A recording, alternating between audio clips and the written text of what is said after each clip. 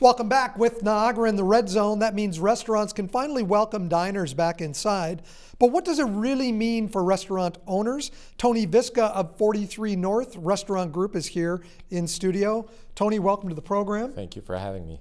Johnny Rocco's, Mick and Angelo's, Cracker Jacks, Culinary Dropouts, the Stone Mill Ballroom. We have the food trucks, the pizza trucks. So we have a few things in the region. No one's been hit more by COVID-19 and this pandemic as far as business goes than the restaurant industry. Would you agree with that? Absolutely.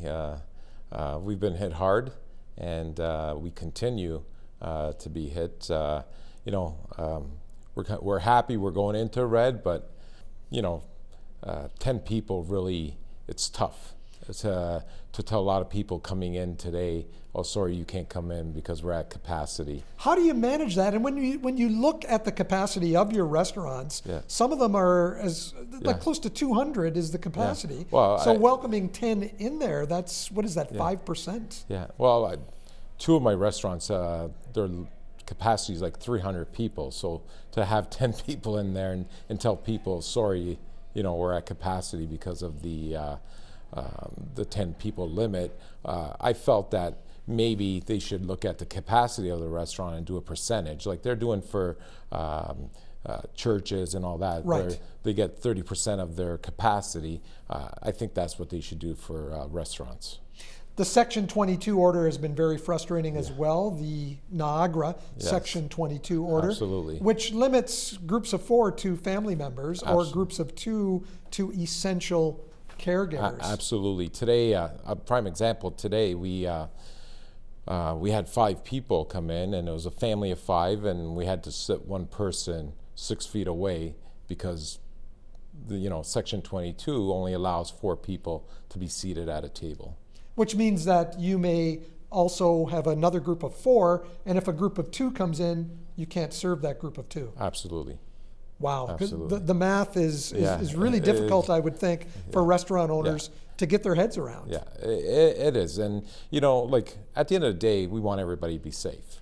I think, and I always felt that restaurants probably, when people come in, we're asking for, we're doing the job for the region, I think, because we're actually doing the contact tracing, right? So they're coming in, we're taking down their names, we're taking down all their information. We're providing them with sanitizer at the table.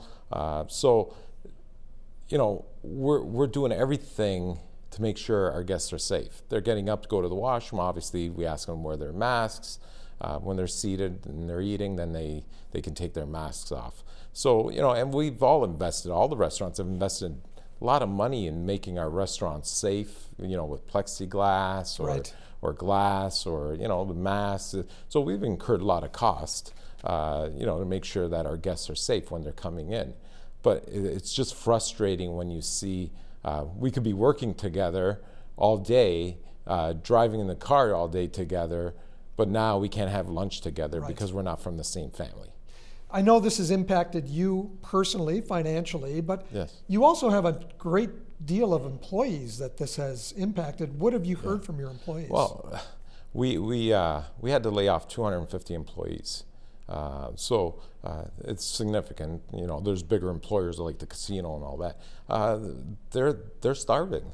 I get it. A lot of them rely on tips and stuff like that. So, I've had employees that ask me, when they heard we were going into red, please, have me come back first because, I really need the money. I can't afford groceries. A lot of people don't have the internet. Can we come in and use the Wi-Fi so we can, so it's been very hard, and it's hard for our staff.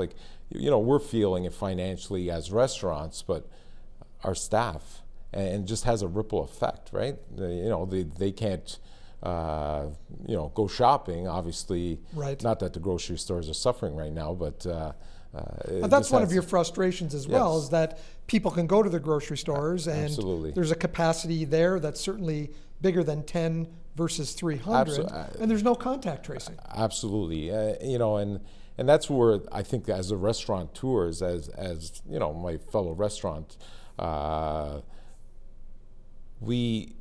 That's where we're baffled. Like, you can go into, not to pick on Costco because everybody picks on Costco, but you're like, there's 800 people in Costco, and they're saying, well, it's a big facility, but you're still shoulder to shoulder. You're picking up stuff. You're putting it back down.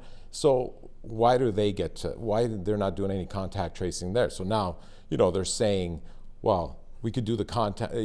We're doing it at the restaurant. So they go to Costco, they go to the LCBO, then they come to the restaurant. Now an outbreak, they go get tested. Well, I was at Costco, I was at the LCBO, now I went to Johnny Rocco's. Well, suddenly it's on the onus of the restaurant, because we're catching everybody at the end. Stuff like that. That's where we're not in agreement with, Right. with the doctor, and I know he's got a stressful job, and he's got to, protect the community, and which, we want that, but I think he needs to really sit down with the business owners and come up with a better plan for us to keep opening up safely. Like, it's tough because we see, like I see 250 of my staff members that don't have a job right now. That's very tough. Tony, patio season is coming, and that is coming. one good sign on the horizon. Let's hope that it comes sooner rather than later. Yeah. Thanks for joining us today. No, thank you.